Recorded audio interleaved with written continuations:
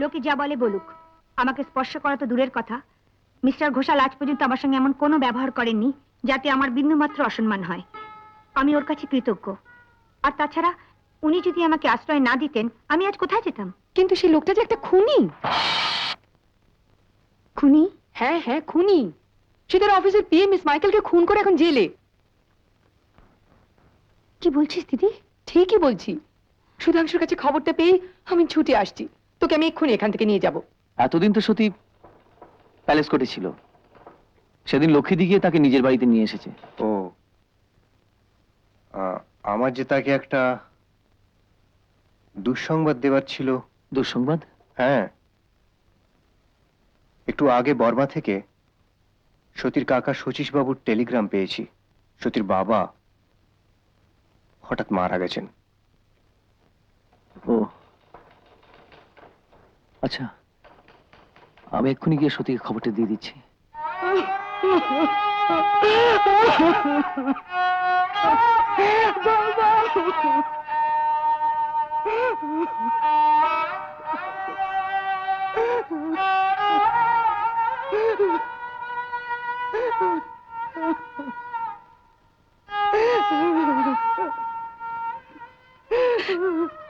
সত্যি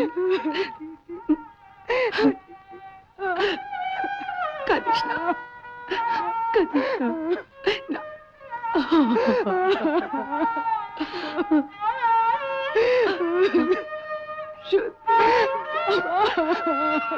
কাঁদিস না।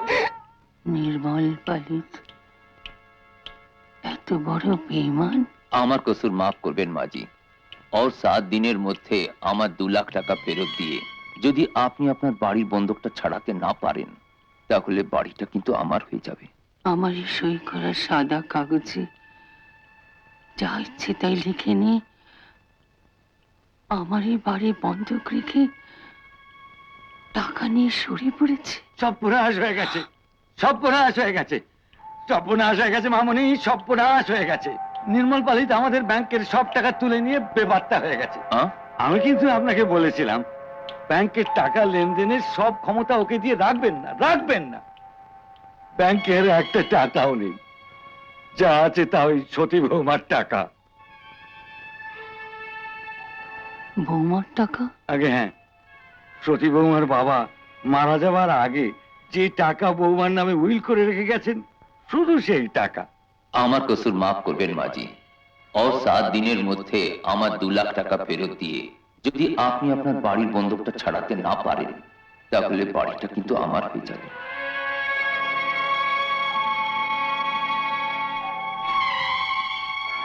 নির্মল পালিত আমাদের ব্যাংকের সব টাকা তুলে নিয়ে বেবার্তা হয়ে গেছে।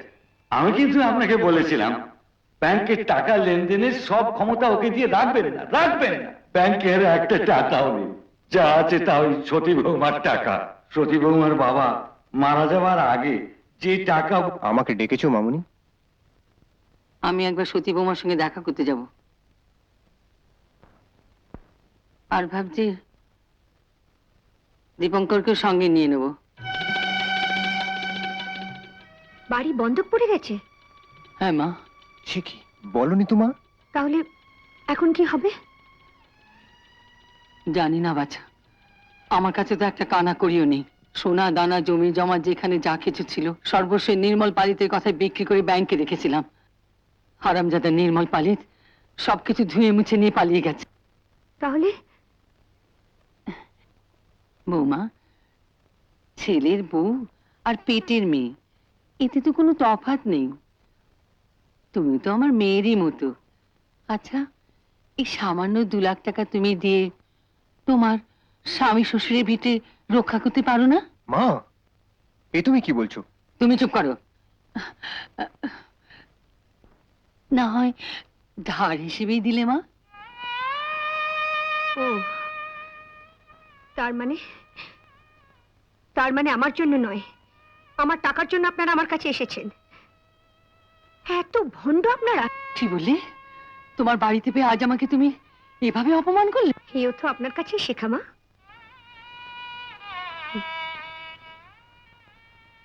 একদিন সকলের সামনে আপনার ছেলের জুতো আমার মাথায় তুলে দিয়ে আপনি আমাকে অপমান করেছিলেন, মনে নেই? স্ত্রী যদি স্বামীর জুতো মাথায় তুলেই থাকে, তাতে তার কোনো অপমান হয় না।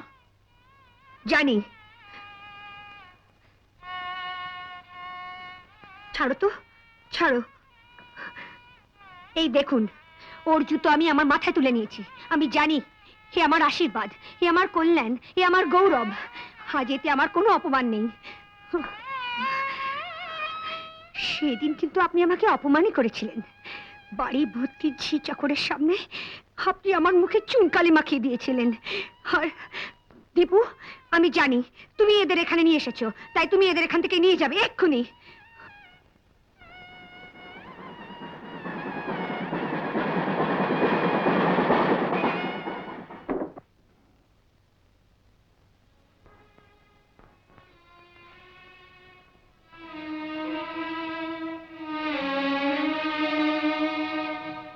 সত্যি তুমি? তখন অমন করে বলেছি বলে রাগ করেছো? না না, এসো, ভেতরে এসো। এসো।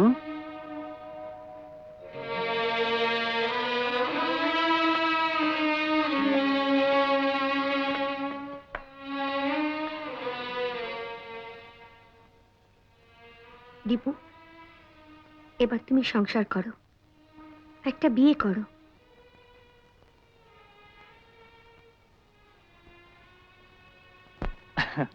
কি হলো, হাসছো যে?